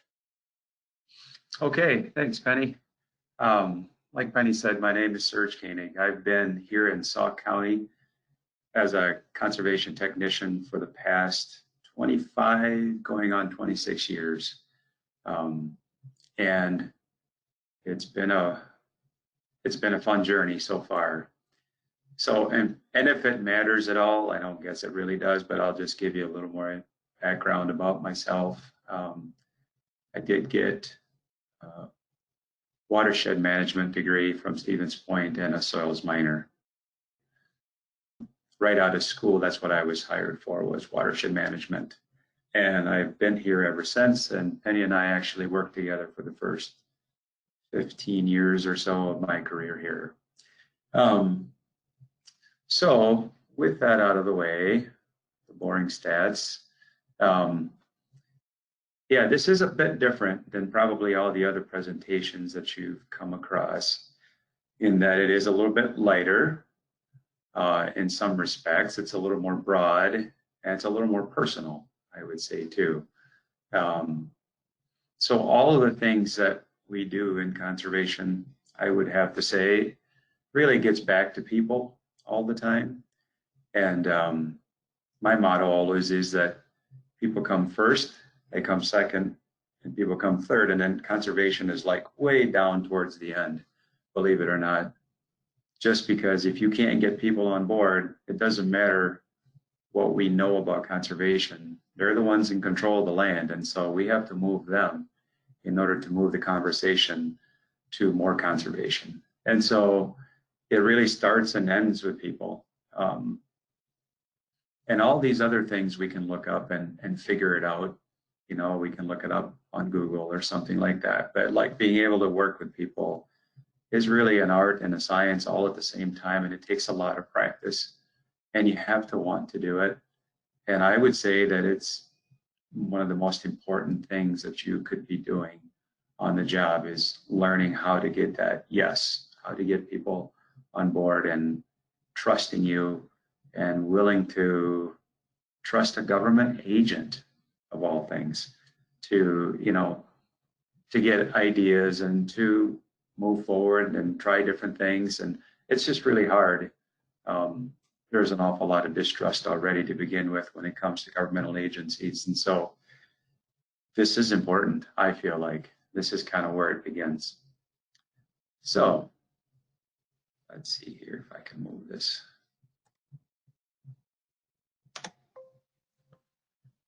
Penny, you might have to help me here. Do you have one? There we go. I got it. Yep. So just to back up even more, I did spend the first 11 years of my life in Madagascar. And so this is a road that I've been on many times. These are baobab trees in Madagascar. Many of you know Madagascar from the movie Madagascar, but this is the road to Morondava, which is my birthplace, actually. And it's in this environment that my love for the outdoors, this is what sparked it, I would say. We spent hours and hours playing in the outdoors. And because of that, I'm a bit passionate about protecting the environment and the outdoors. And we'll get to that a little bit later, because that's kind of a key component too. When you're trying to talk people into things, you kind of have to know yourself, and you have to be true to yourself and really know why you're doing what you're doing, because people see through that right away. So you have to be solid within first, and before you can attempt to move them. So a little more background. So my dad was doing Catholic missionary work in Madagascar. That's kind of how I ended up back here. He was doing agricultural development work there, helping people farm. But then they needed a crop duster of all things. And so he jumped on board. He's like, well, I like flying planes, so I'll do that. Well, when we moved to the US for various reasons, that would take another session or two to go through all that. So I won't do that. But when we moved to the US, he had to make a choice himself. Do I, get a commercial pilot's license and basically never see you guys and be away from home all the time? Or do I continue to crop dust and see you every day, morning and night? And so he chose to do this. I know I do conservation work and my dad, but he's also applied a lot of cover crop fields, applied a lot of seeds on cover crop fields. And so I don't think he cared so much what he was spraying. It was more like being able to make a living and see his family at the same time. So we've had some interesting discussions over the years.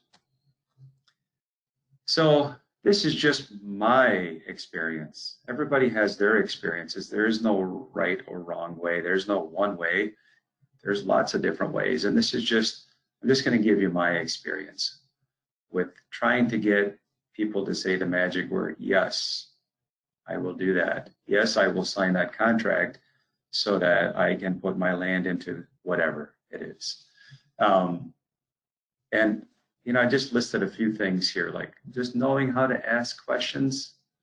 And so much of this is really based on, I would say, so much of it is based on social and psychological. Again, everything else you can look up, but the social and psychological, that gets at that personal level, and that's the stuff that matters. That's the stuff that moves people. So learning how to rephrase and ask questions in the right way so it doesn't offend, but yet it's still we still got to ask the question. Well, like an example, it's pretty basic, but like, well, why would you do that?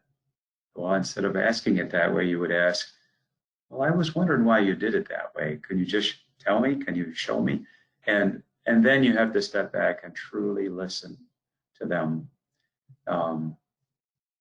I feel like you have to be a student of their farm. And it's selfish, but it's human nature. And I think we all do it. We like talking about ourselves. We like talking about our operation, and farmers are no different. And so like if you are willing and you're humble enough to ask questions and to be a student of their farm, people dig that. And that's slowly how you build that trust. And it really shows that you're trying to understand them and their operation. And I have also found that, especially early on in your career, it helps to go on some of these farms, and as you get to know someone, volunteer. I know I volunteered for 3 weeks milking cows in the morning. And then recently I volunteered on a beef farm, a rotational grazing beef farm, just to learn that operation. And those things really travel well, in that farmers are no different than the rest. That word spreads, and now all of a sudden they know that you mean business, and they know that you're really trying to learn, and that you are looking out for their best interest. And that's the kind of stuff that really engenders trust, I would say. And it's all about trust at this point. Remember, you're behind the 8 ball because you're from the government. If you're a seed salesman, somehow you're in good shape. Here we're not trying to sell anything. We are selling conservation, I suppose. But because of that, you really have to go to a deeper level, I would say. So another thing that I found over the years is it takes this stuff. There's no exact science to it. That's the art in it. For some people, I know a couple of years ago, I showed up on the farm and we were going to have some problems with this person, and it was hard to know how this was going to go. And we got to yes within a couple hours. And for one of my clients who is a big rotational grazing farm, it took 5 years to talk him into going to rotational grazing. And so it just depends. And so you have to be patient, really. sometimes it's hard to be patient enough because our programs only run for so many months or so many years. And so I understand that it is not always possible to be patient, but it is important. Just remember, at this point, I always look at it like we need them more than they need us, in the sense that we need them to cooperate. If we don't show up on their farms, I don't care. I mean, they're probably happy. And so we're not in a position of strength that way, unless we're going to enforce the rules that are on the books and make people do things. You know, if we're out with the stick, that's different. But we're not there at this point. And so I would just say, just remember, we need them more than they need us on these farms. And so you have to be patient. And part of the patience part would be not to give up too easily. But then again, you can't overdo it either. You can't like call them and text them every hour or every day. That again, every person's different and you got to read the situation. And that's what makes this somewhat difficult, but critical. You can't walk away. And you trying to find that balance is tricky at times, but you can, and it takes practice. And oh, have I screwed up with that? Yeah, I have many times, but I've also gotten it right many times too, because I feel like it's important to keep at it. And the persistence piece fits right into, we need them more than they need us. I think we're also very needed, but it's not what I think. It's not what we think. It's what they think.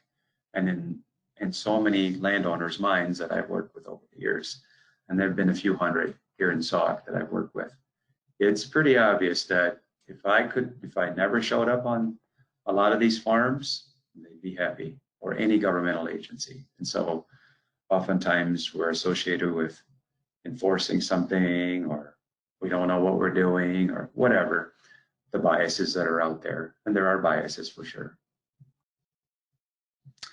And obviously, this is basic, but learning to say, I don't know, there's no way we can know everything. And so I don't know, but just get back to them right away. And that seems to work pretty well. One thing too is be careful with how you use the jargon.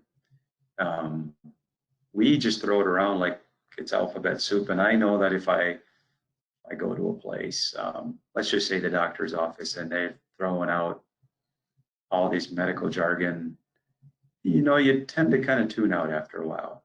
And then at that point, you've lost them.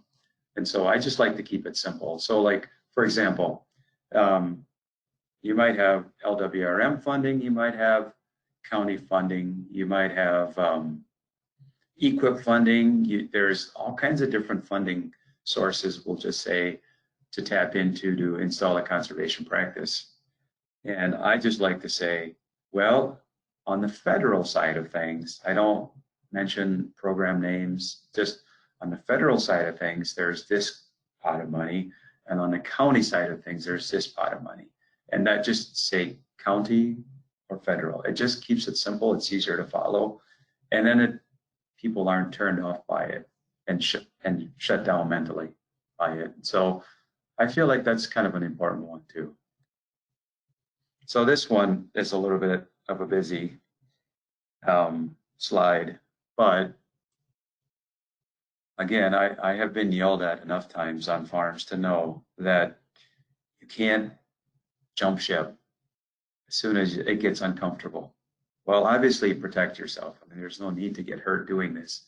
But oftentimes it's people need to blow off steam first, and then they feel better. I guess it's like all of us, you know, if we feel like we're not understood and you don't know what you just walked into, maybe a cow just died, the hay just got rained on, something else broke, money is tight. I mean, there's all kinds of things that you don't know about that have built up before you got there. And so sometimes people need to get that off of them.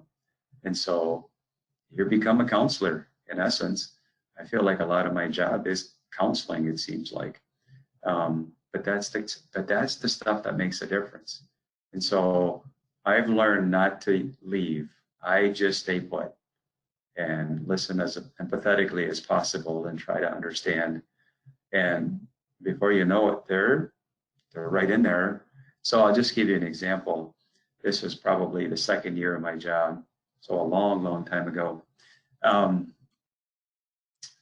I called the landowner. I got a hold of his wife, and she says, "Yep, come on out after chores." So I show up at 10 o'clock. This is a dairy farm, and one of the things you have to be good at too is like reading body language. And so I pull up and I'm getting my boots on, and there's a tractor coming almost full speed right towards the back of my truck. And I thought, oh, this is not good body language. And so the guy hits the brakes and jumps off and starts to swear. "What in the blank blank are you doing on my blank blank property?" If this was live, I would probably just tell you what words he used, but seeing as how this is being recorded, I better watch my words. And so of course, I'm taken aback because I just assumed that him and his wife have communicated here. I said, "Well, you know, I talked to your wife yesterday and she said to come on out." He goes, "Well, I don't blank care. You didn't talk to me." And of course, what I really wanted to say was, "I'm sorry that you and your wife don't communicate, sir." But of course, that probably wouldn't have been good. At that point, I would have been kicked off the farm. So he proceeded to go on another tirade, and then it's weird, but all of a sudden he stopped. And then he goes, "So what are you here for?" And so we proceeded to talk. I talked through like, "Hey, I work for the Watershed Project for Sauk County. We would just kind of want to talk to you about some conservation practices we could do out here. Should we look at your barnyard? Maybe we could do something there." And so we looked at this barnyard. And before I left, I said, "Is that something you're interested in?" He goes, "Yeah, let's do that." And so if I'd have left right away, that we would have never gotten there.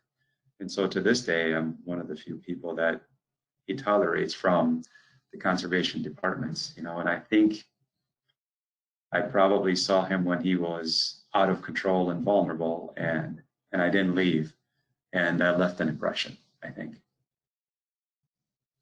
So, the question would be, is it an art or is it a science? I've answered that a few times already. It's really both. There's no exact cookie cutter approach. It's adaptive. You're reading the situation, but you have to want to read the situation. You have to want to get out of your comfort zone, in essence. And it takes a lot of practice. And I've been at it for a long time, and I'm still working on it, and it's a lifelong thing. And I would say it carries over to your personal life too, being able to do this, I would say, being able to communicate with people in an effective way to affect change. So I just added these last few slides from my previous presentations. And this is kind of my shift, I would say, this year. I would say this is my year of the why. And I'm starting to ask landowners this a little bit more because it gets just a little bit deeper. And I would say before you do that, you better figure out what your why is. And that would be, why are you working in the conservation department? Why do you do what you do? What does it mean to you? Are you just collecting a paycheck? Is this a good fit? And so because people will see right through that a lot of times. If you don't seem very sincere and it doesn't seem like you're into it and you're passionate about why you're doing what you're doing, they see right through that. They will see that you're just like going through the motions and collecting a paycheck, and that doesn't go well usually. It's like you got to really show them that you care about their farm, and a lot of that comes from within. It's weird how, again, we pick up body language, landowners pick it up too, and just the words that you're using, the way you present yourself, says a lot about you know, how deep you are invested in what you're doing and what your why is. And so when that's seen through, so once you've built some trust with this landowner, just spending time and really getting to know them and really listening, and when it's obvious to them that you really care about them and not just your numbers, then all of a sudden I think they open up to you asking this next question, why? And what I mean by that is, like, why are you doing what you're doing? Is this a good fit for you? Should you continue to do this? Does it make sense to sign up for a conservation program and spend money, even if it's cost share? Let's say you're spending 30%. Does it make sense to do that if you're really not that invested in this farming thing? Maybe this isn't your thing. Maybe, see what I mean? It's like a lot of counseling, but it's also kind of rewarding too. And you really do make some lasting connections, which I like. So this was a book I just read last year. Again, trying to get at the why. And many of you have probably read it, but it's about Viktor Frankl, who was in a concentration camp in Germany and survived it and wrote a book about his experience. But then what he noticed was, I mean, the main push for this book was, like, what he noticed was when people didn't know their why, or they lost their why for living, they went downhill and they were gone in a few days, what he noticed all the time in the concentration camps. And so he was writing about that in this book and really kind of was digging into that further. And and I got a lot of meaning out of this book, pun intended. But and I feel like this might be a good read for almost all of us in the conservation field. It has nothing to do with conservation. It's all about the human condition, I would say. So here's something here's a quote from Jim Garrish that I like to share with people.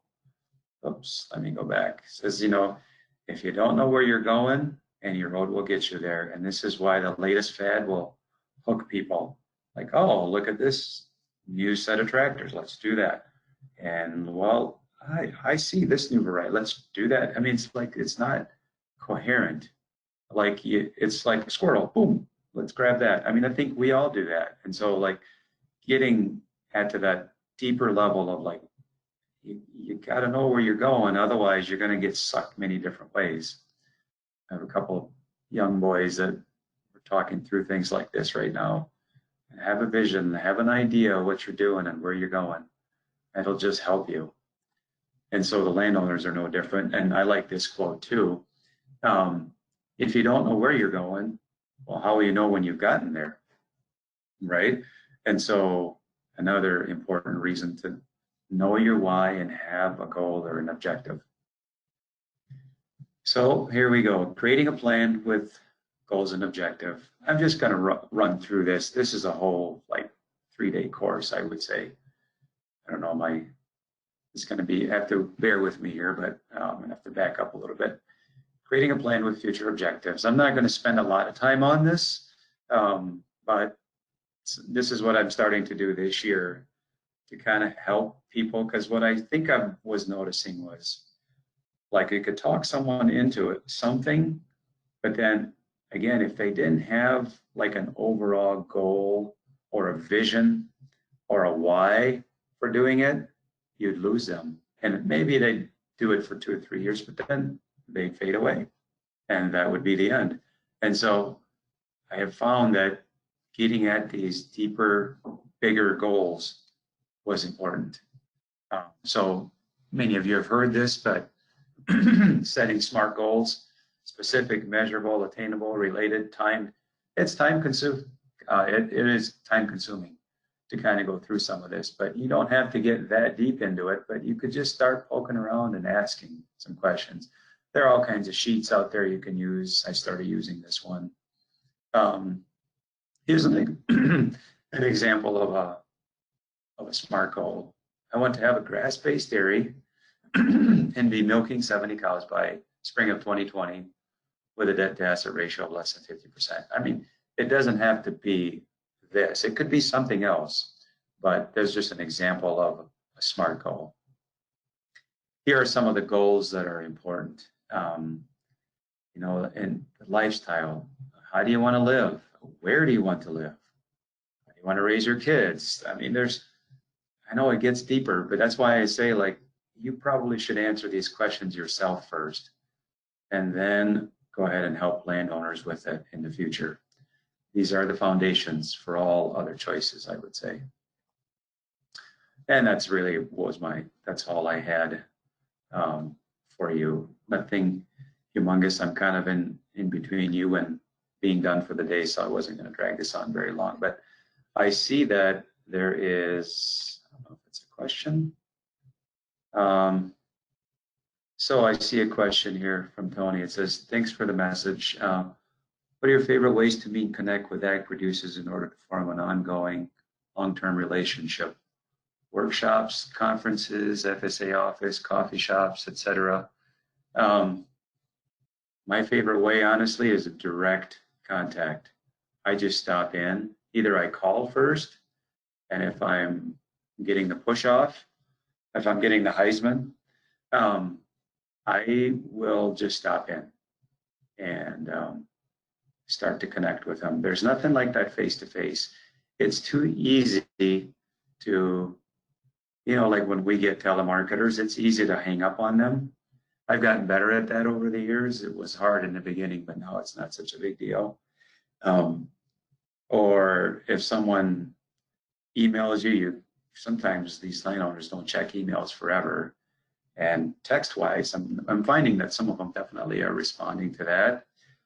But there's nothing like a direct face-to-face contact to begin with. And then to keep it going, I do the text, and I do the email, and I do the phone call. And that's kind of how I keep it going. Otherwise, yep, that's it. I think that's it, Penny.